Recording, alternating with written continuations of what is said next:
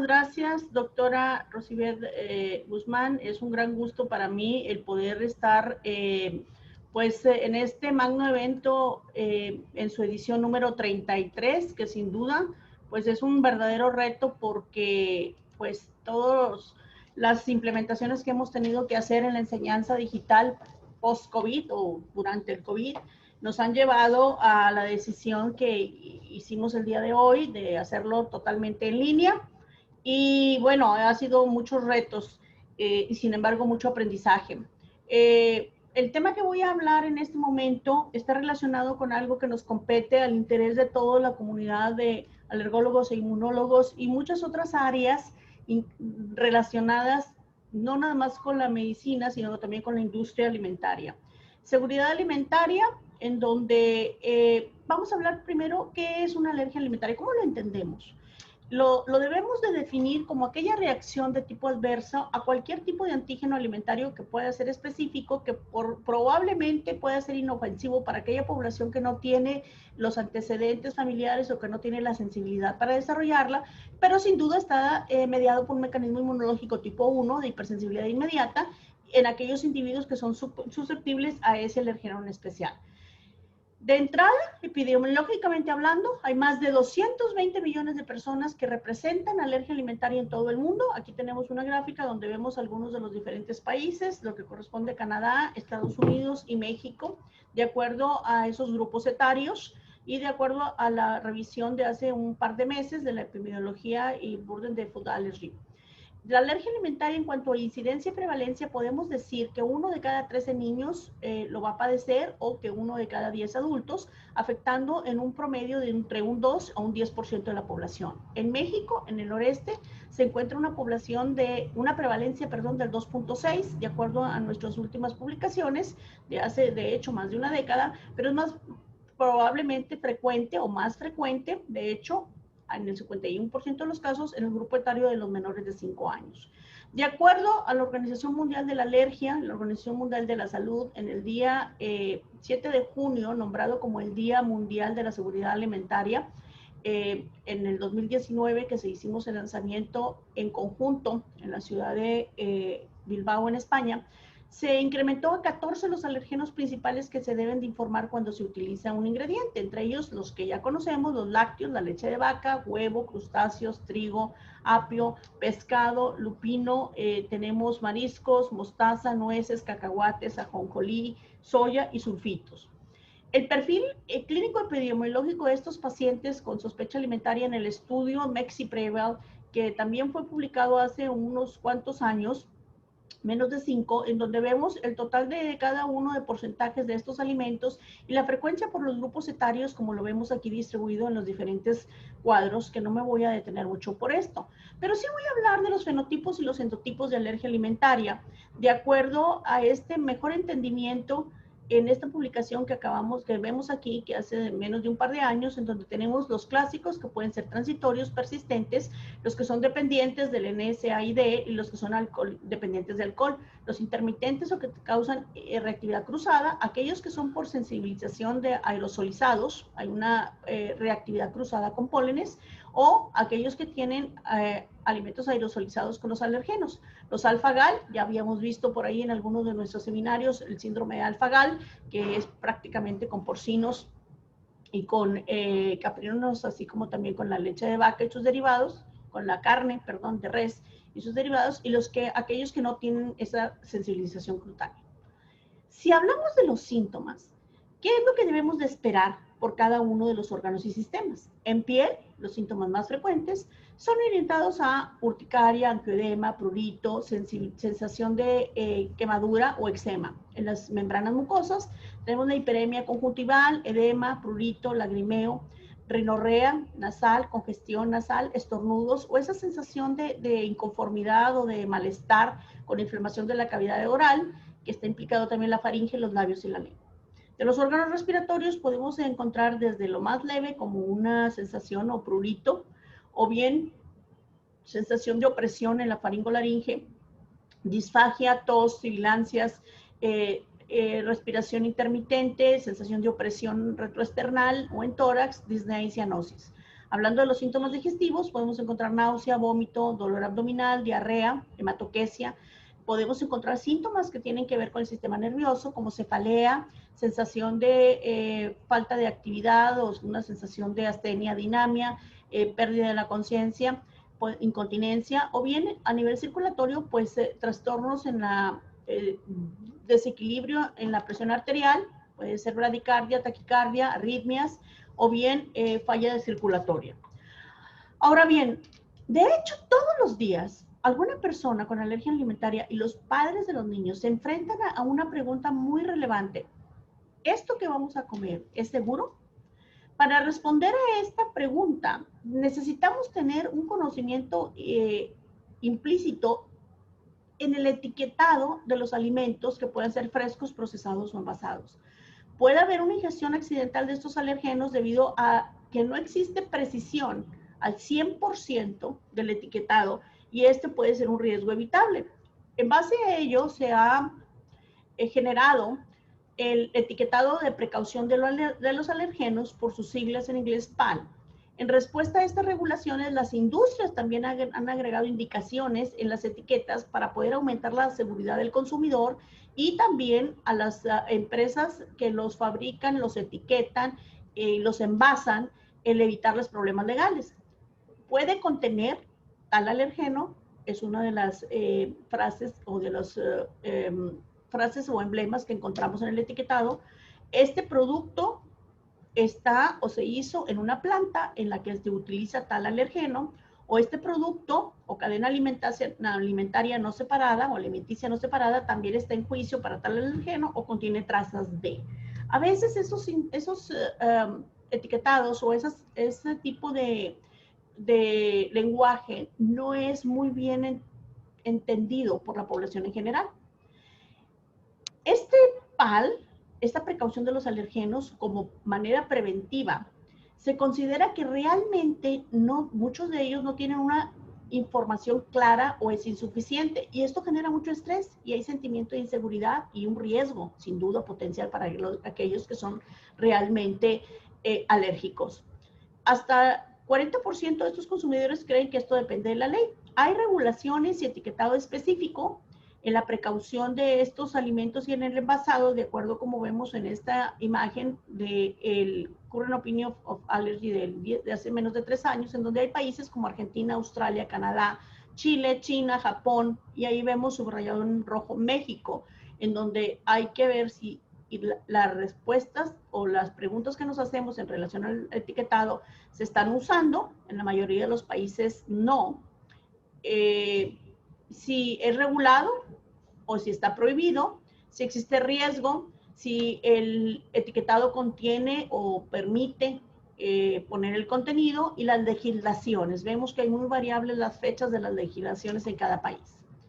La Comisión del Códex Alimentario, que tengo que hablar de esto, que es el CAC, del programa que es en conjunto, junto con la OMS, habla de un conjunto de normas que son internacionales, directrices y textos que están relacionados con estos productos. Esta norma para este etiquetado de estos alimentos está desarrollada por este comité del Códex. Es muy relevante para el etiquetado de estos alimentos, y en esta norma la información está en la sección de lista de ingredientes, en donde establece claramente que los alimentos o aquellos ingredientes que causan hipersensibilidad siempre deben de declararse. En Latinoamérica tenemos 22 países, con 20 de los cuales son miembros de la Organización Mundial del Comercio, por sus siglas OMC, que era lo que comentaba anteriormente, en donde la regulación sobre el etiquetado de estos alergenos en estos 19 países y áreas restantes van desde ninguno, como en Belice, hasta uno que es obligatorio, como en Brasil. De hecho, entre los 5 países, Argentina, Brasil, Paraguay, Uruguay y Venezuela, que son los miembros actuales del Mercosur, por sus siglas, cuyo significado es el Mercado Común del Sur, Argentina y Brasil,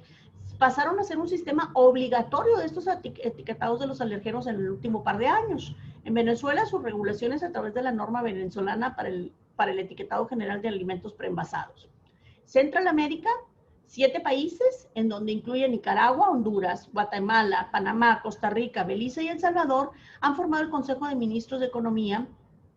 COMIECO, por sus siglas, y tienen un reglamento técnico que se ocupa de este etiquetado de los alimentos preenvasados. Colombia y Chile solicitan el etiquetado obligatorio de los alergenos y en México, Bolivia y Perú siguen estos requisitos del Códex. Ecuador declara que sus requisitos de etiquetado se basan en tales estipulaciones del Códex y la FDA, aunque no mencionan específicamente el etiquetado de alergenos en el texto. Tenemos también los países del Caribe. ¿Qué pasa con ellos? Están integrados al menos por 11 de los de este tipo de organización del comercio, del mercado del comercio, en donde la mayoría de ellos se han identificado que no tienen datos o bien que son muy ambiguos. Entre ellos está Antigua y Barbados, Dominicana, República Dominicana, San Vicente y Barbados, que siguen el Códex. Hay que hablar también de la Ley del Etiquetado de Alergia Alimentaria y Protección del Consumidor, por sus siglas FAL-CEPA. Todos los productos alimenticios que contienen 2 o más de estos ingredientes deben de llevar esta declaración, en una declaratoria de ellos, que se enumere por nombre común o habitual en orden descendente de dominio. Desde el 2006, la FALPA entró en vigencia aplicando a estos alimentos envasados de consumo que son regulados por la FDA. Aquí tenemos en esta imagen la regulación de los etiquetados de los alergenos según los países. Mencioné aquellos en donde son obligatorios, mencioné algunos que no lo producen, que no lo especifican, y aquí tenemos en este recuadro que tenemos México, Estados Unidos, Hong Kong y China, con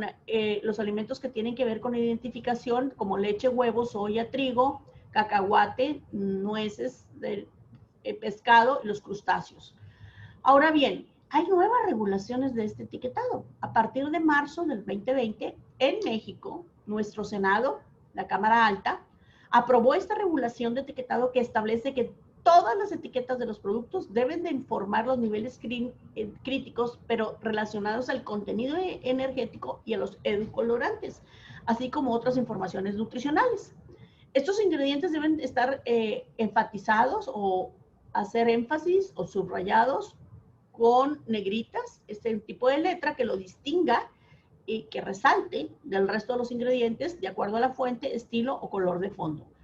De tal forma que las compañías de alimentos deben de darnos la información sobre estos ingredientes utilizados o suministrados, pero también los supermercados y los restaurantes y los mostradores de comida para llevar también deben de informarnos con este tipo por escrito. Vemos muy dispersa la información. Hay algunos restaurantes que sí la incluyen, pero incluyen 2 o 3 de los productos o 5, pero no aquellos 14 que acabamos de ver de seguridad alimentaria.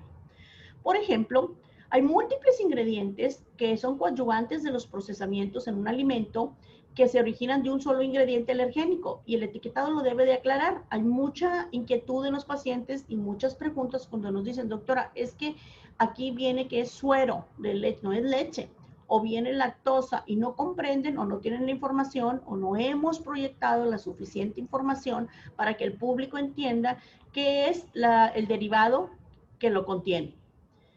Por otro lado, el personal informado en los restaurantes, todos deben de entender, no nada más el dueño del restaurante, sino los meseros o los proveedores de los alimentos, deben de conocer todos los procedimientos y las políticas de las compañías para tratar de manejar estas solicitudes de la información y poder realmente tener una capacitación dirigida ex profeso a los preparadores de los alimentos que están dentro de la cocina, a los meseros que van y que los llevan y en toda la cadena alimenticia. Hay ciertos menús en donde hablan de la clasificación según los ingredientes de cada plato, pero no hemos visto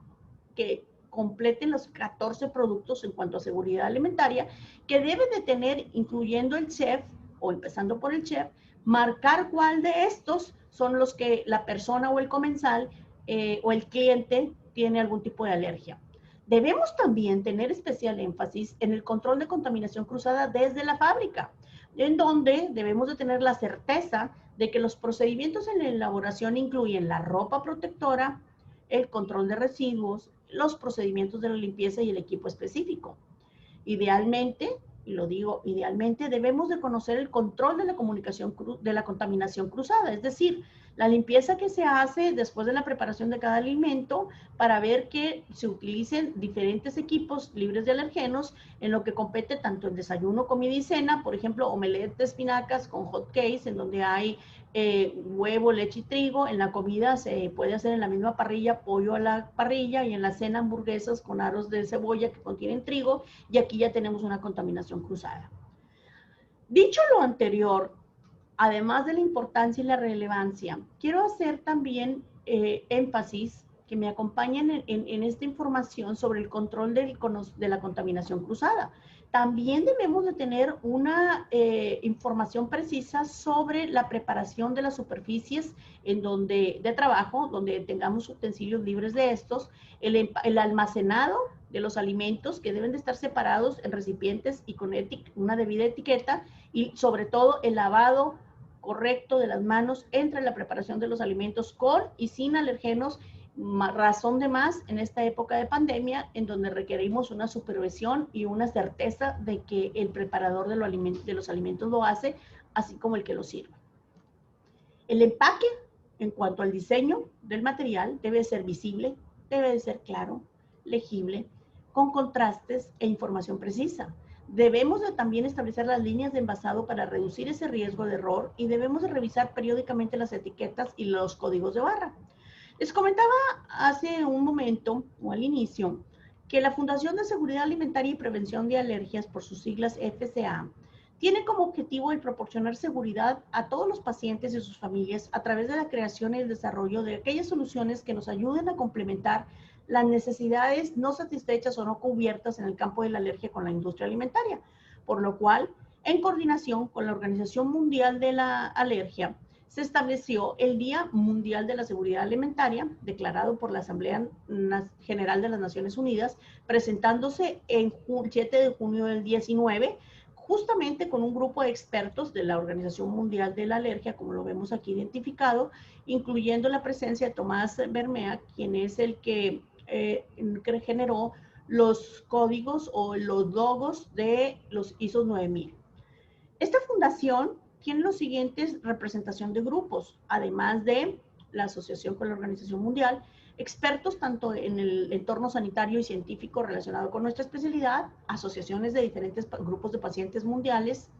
regionales y de los diferentes países, los sectores relacionados con la industria alimenticia, los productores de los alimentos y las instituciones.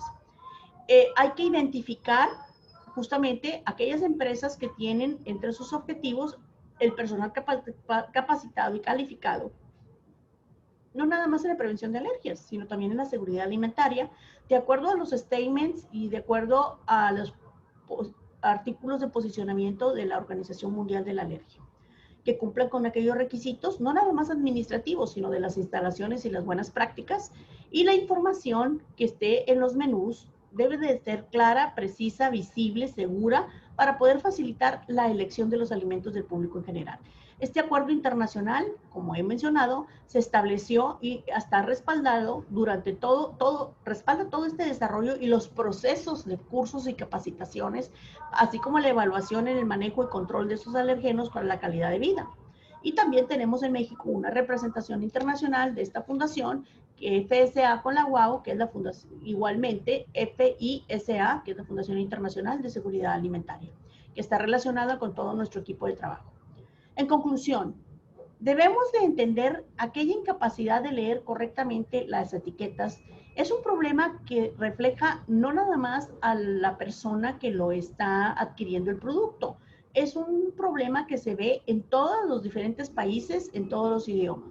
Y esta preocupación no nada más la experimenta el que lo consume, sino también los empleados que están relacionados con la alimentación en materia de seguridad. Por ende, se identificó la necesidad de dar capacitación a través de nuestras organizaciones magnas, que son nuestras insignias de organizaciones de nuestra especialidad en materia de seguridad. Este trabajo en conjunto, tanto con empresas como las agencias, se requiere para poder tener una gestión adecuada de lo que sabemos en forma teórica y práctica de la seguridad de los alimentos, y nuestro objetivo es justamente a corto o mediano plazo en este futuro inmediato, llenar ese vacío, el poder satisfacer esas necesidades que no lo están para tener una mejor calidad de vida y evitar casos con desenlaces fatales que llegan a la anafilaxia, que fue uno de los temas que iniciamos con el doctor Brian Martin en este primer módulo, durante el primer módulo. Con esto voy a concluir